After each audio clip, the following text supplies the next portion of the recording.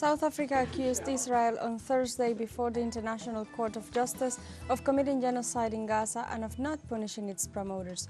On Friday, Israel responded to the allegations that implicated the Prime Minister Benjamin Netanyahu. President Joe Biden said Friday the U.S. will not let up on its response to the Houthi rebels if they continue with that behavior. Following the U.S. and U.K. attacks on Yemen in the early hours of Friday morning, the Houthis promised not to leave unanswered and unpunished these attacks on the territory.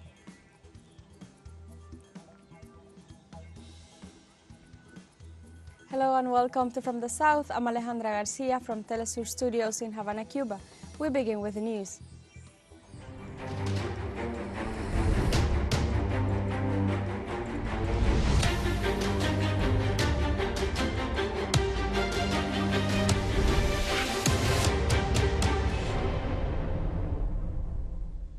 Israel sought Friday before the International Court of Justice to counter charges of genocide against the Palestinian people filed Thursday by South Africa. The response from Israel's lawyers comes after South Africa, in its submission, asked the ICJ to issue an order compelling Tel Aviv to halt its bombardments on the Gaza Strip. South Africa's legal team argued Thursday during the first 2 days of hearings that Israel's conduct contravenes the Genocide Convention. The Pretoria lawyers explained that the argument of self-defense for the October 7th attack by Hamas used by the State of Israel to justify its bombardment on Gaza has no basis under international law.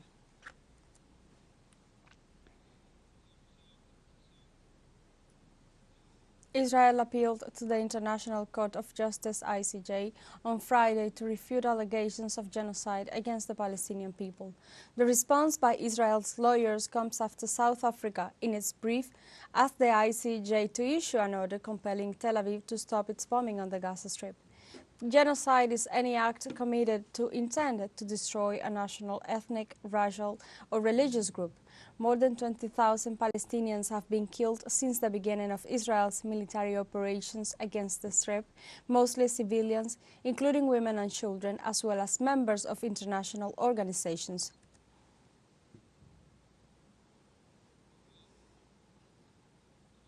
South Africa's Justice Minister said Israel has dismally failed to defend their side at the session of the International Court of Justice, where they stand accused of committing genocide against the Palestinian people in Gaza. Speaking to reporters outside court in The Hague, Ronald Lamola said South Africa remained confident they had present a compelling against Israel at the ICJ. We have heard Israel's purported justification before the ICJ. Some of the points made are astonishing and are not backed by facts and the situation on the ground. Israel suggests that the Genocide Convention is primary for their protection and because of that is not capable of violating its own provisions. The State of Israel today has failed to disprove South Africa's compelling case that was presented before the court yesterday. Our request for provisional measures remain strong. The measures that the Israelis outlined today around de-escalation of the intensity of the conflict and access to some humanitarian goods into Gaza have all occurred in the last few days. In the run-up to this court, we cannot rely on that as a measure that no further harm will be done to the Palestinians in the run-up to this case being decided on its merits. So the plea for provisional measures. In Palestine, 98 days have passed since the Israeli aggressions against the Gaza Strip, which have so far claimed more than 23,000 lives, most of them women and children. In 98 days of Israel's genocidal operation, entire neighborhoods were reduced to rubble and ruins. The Zionist regime has also caused serious damages to the health system, which, according to the World Health Organization, is on the verge of collapse. The aggression of the occupier against Gaza since October 7th has so far left some 60,000 wounded precisely because of the extreme gravity of the events in the Strip, South Africa has appealed to the International Court of Justice to order immediate measures leading, in the first place, to an urgent declaration of a ceasefire.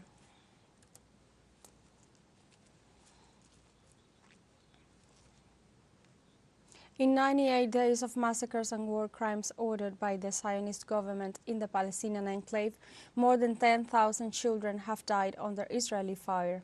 The figure was presented this Friday by the organization Save the Children. This terrifying figure represents, according to its experts, 1% of the territory's child population. The tragedy is spreading. The children who survive must deal with the torment of pain, interventions without anesthesia, orphanhood, and hunger.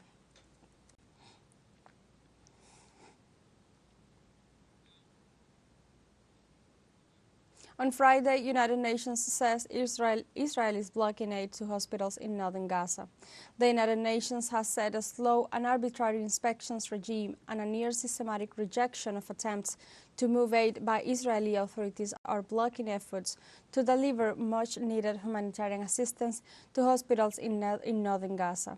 Andrea De Domenico, head of the United Nations Aid Agency OSHA's office in the occupied Palestinian territories, stated that the operations in the north are increasingly complicated and that the Israelis have systematically or almost systematically refused to let aid through.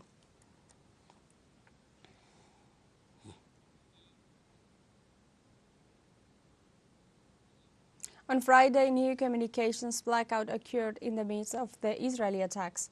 All internet and telecommunication services in Gaza have been cut off as a result of the Israeli shelling of the Palestinian territory, according to the leading telecommunications operator that on his Twitter account expressed that Gaza is once again in the dark. Let's recall that this is the sixth blackout that has occurred since October 7th. Let's take a short break, but remember you can join us on TikTok at teleSUR English, where you will find news in different formats, news updates and more. Other stories coming up, stay with us.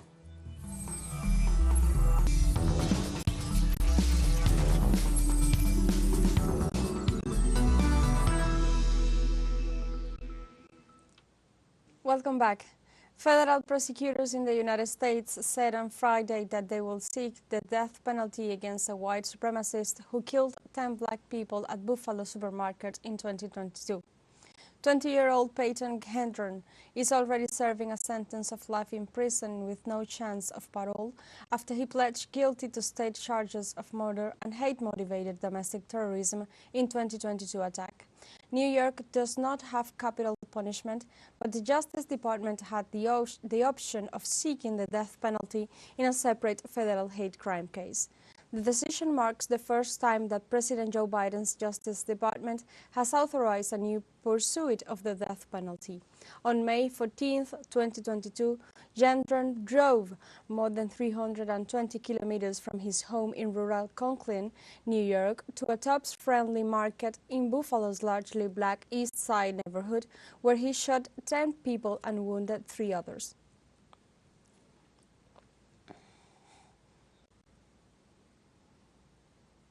In Ecuador, in the midst of the serious crisis of security and violence that the country is experiencing, the Ministry of Interior announced that it will request criminal record certificates to foreigners entering from Peru and Colombia. The document, to be issued in the country of origin or residence, must be apostilled.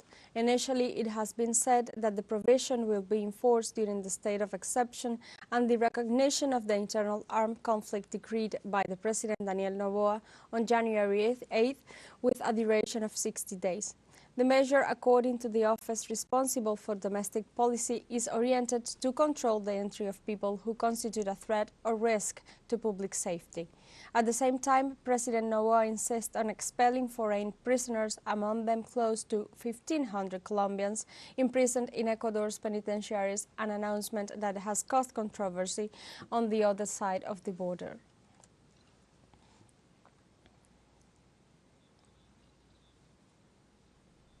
Ecuador will receive high-ranking military officials from Washington as alleged support amid tensions in the face of an escalation of violence that is plaguing the South American country. The U.S. Department of State announced that it will send the head of the Southern Command, General Laura Richardson, and top anti-narcotics and diplomatic officials to Quito to discuss with the government of President Daniel Noboa how to combat organized crime. The White House condemned the attacks described as terrorist attacks by criminal gangs after the leader of the most powerful criminal gang escaped in a confusing incident. The help that Washington could offer to the Carondelet is related to the fight against drug trafficking and organized crime.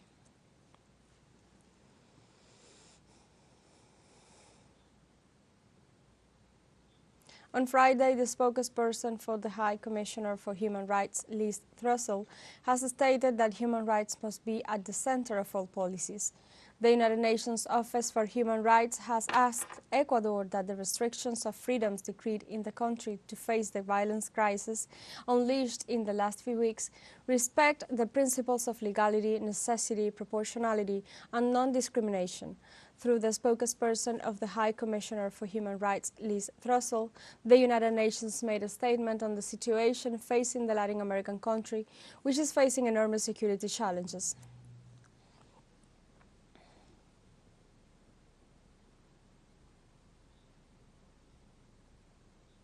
In Peru, prosecutor's office requests 34 years in prison for ex-president Pedro Castillo. The Public Prosecutor's Office, through its social network, informed that it requested 34 years of imprisonment against the former president of the Republic, Pedro Castillo Terrones, for the crimes of rebellion, abuse of authorities, and serious disturbance of public tranquility before the attempted coup d'etat in December 2022. Likewise, said public body requests 25 years in prison against former President Betsy Chavez Chino and former officials of different ministerial portfolios like Roberto Sánchez Palomino and Willy Huerta Olivas. We have a second short break coming up, but before we invite you to join our WhatsApp community for our English-speaking audience. You can scan the QR code on screen to join directly and share the link to reach more people. Constant news, coverage of Latin America and the Caribbean, as well as the rest of the world. Stay connected and informed with teleSUR. Final short break. Don't go away.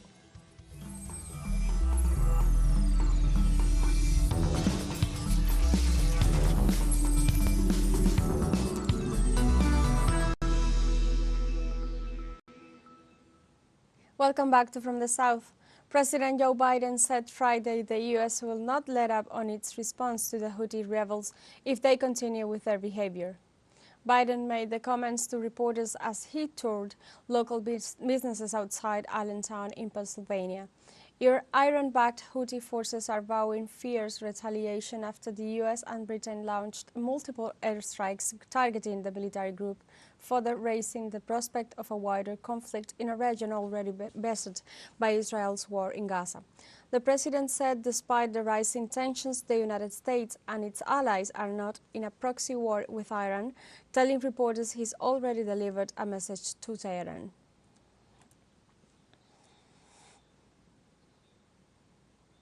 We will make sure that we respond to the Houthis as they continue this outrageous behavior, along with our allies.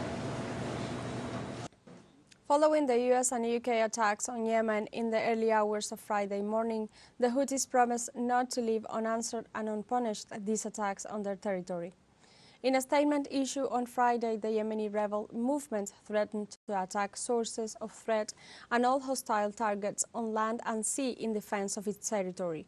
The group also assured that it will continue its offensive in one of the most important sea lanes in the world until Israel puts an end to the offensive against Hamas in the Gaza Strip.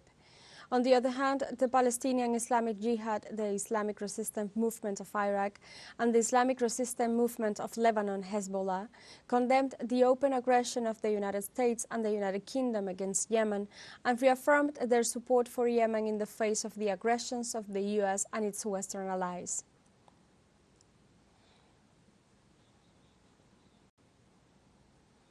In this context, in Tehran, capital of Iran, citizens support the Houthis with mobilizations after the attacks of the United States and the United Kingdom. The demonstrators expressed slogans in prayers in support of Yemen. "O Yemen, the hero, we support you," and "Death to the United States," as expressed by the demonstrators. The demonstrators also said the Arab countries should continue their struggle against the oppressors and follow Yemen.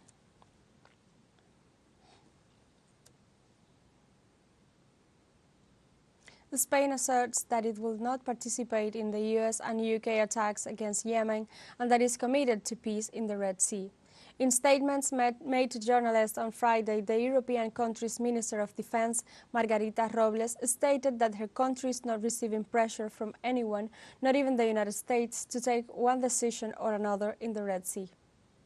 The first thing I want to say is that Spain is a country firmly committed to peace in the world. For that reason, we have 17 missions that are currently in many places. Spain is always involved in peace. Spain values and decides in which missions they are. We do not judge the actions of other countries. What we can say is that Spain's position has always been very clear in this area. We support peace in the world. We have 17 missions. From the beginning, we have said that in the Red Sea, we understand that Spain is not going to participate at this moment. Italy also refused to participate in the Friday's United States and British airstrikes against the Houthis in Yemen. A government source revealed to Reuters that Rome preferred to pursue a reassuring policy in the Red Sea and that to carry out any military action, the government would have needed parliamentary backing, which made a quick approval impossible. According to a member of the Houthis group's Security Council, Abdullah Salam Hahaf, the bombings were carried out against Sana'a al-Hudaydah, Damar, and Sada. In addition, there were reports of explosions in the city of Taiz. US President Joe Biden said that the offensive was supported by Australia, Bahrain, Canada, and the Netherlands.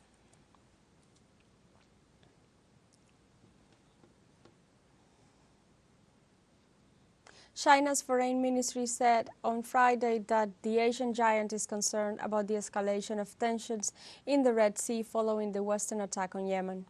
Chinese Foreign Ministry spokesman Mao Ning said the Red Sea area is an important international trade route for goods and energy, so this conflict affects the whole humanity.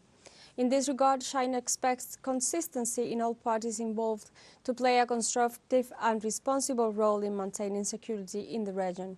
China suggests all parties to jointly maintain the security of international waterways and avoid harassing civilian vessels, as this is detrimental to the globe trade and economy.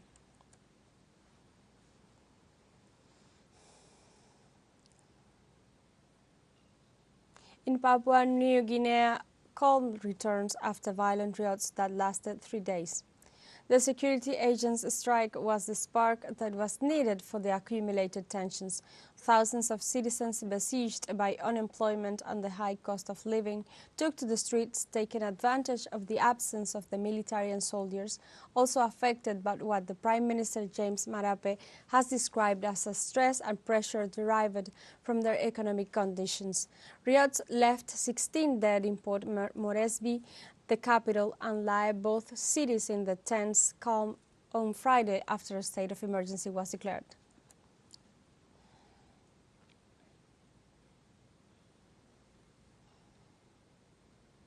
In Nigeria, forces are still very much engaged in the fight against terrorists and are counting on citizens.